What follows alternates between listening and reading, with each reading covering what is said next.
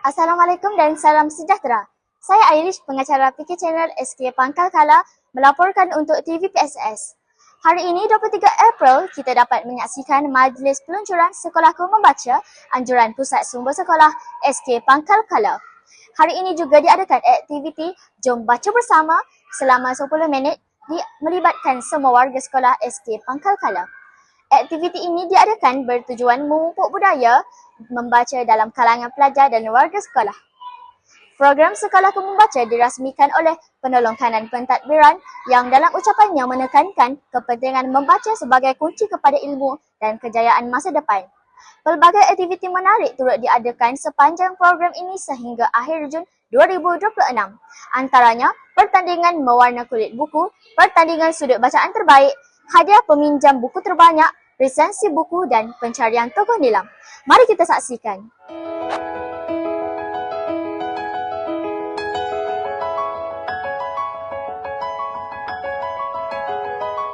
Baca. Maksudnya baca, katakan baca itu penting untuk awak. Apa-apa ilmu sekalipun, awak kena membaca. Sebab tu dibuat peluncuran Sekolahku Membaca.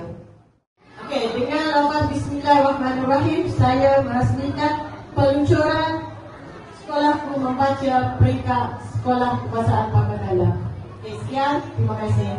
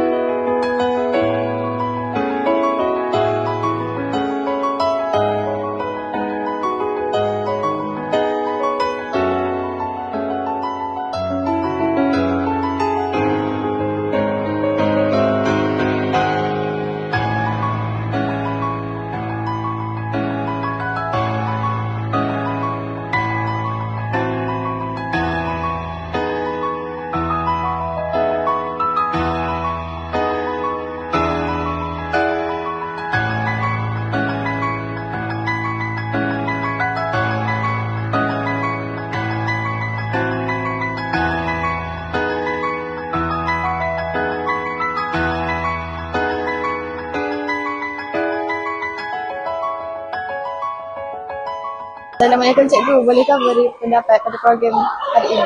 Okey, Waalaikumsalam warahmatullahi wabarakatuh. Terima kasih Nasuha. Program kita pada hari ini iaitu program Sekolahku Membaca telah selesai kita jalankan, dirasmikan oleh Penolong Kanan Pentadbiran. Program ini akan diadakan pada hari ini 23 April sehingga 25 Jun. Di dalam selama program ini akan ada beberapa aktiviti yang boleh disertai oleh murid-murid sekolah kita. Program ini bertujuan untuk memupuk minat membaca dalam kalangan murid dan juga mencungkil bakat. Semoga dengan adanya aktiviti ini, murid-murid kita akan rajin membaca, akan rajin mencatat apa yang dibaca dan seterusnya memasukkan ke dalam sistem AINS Nilam. Itu sahaja. Sekian, terima kasih. Terima kasih Cikgu. Secara keseluruhannya, peluncuran Sekolahku Membaca pada hari ini mendapat sambutan yang amat menggalakkan. Aktiviti hari ini dimulai dengan Jom Baca Bersama selama 10 minit. Selepas ini akan menyusul aktiviti-aktiviti lain seperti mana yang saya sebutkan tadi, sehingga berakhir bulan Jun. Diharapkan program ini akan terus dilaksanakan bagi melahirkan generasi yang berilmu dan cintakan pembacaan. Saya Irish Adaha selaku pengacara bersama wartawan Nasuha dan juru kamera Raisha dan Humaira melaporkan untuk TVPSS. Sekian, PK Channel, satu platform 1000 ilmu. Terima kasih.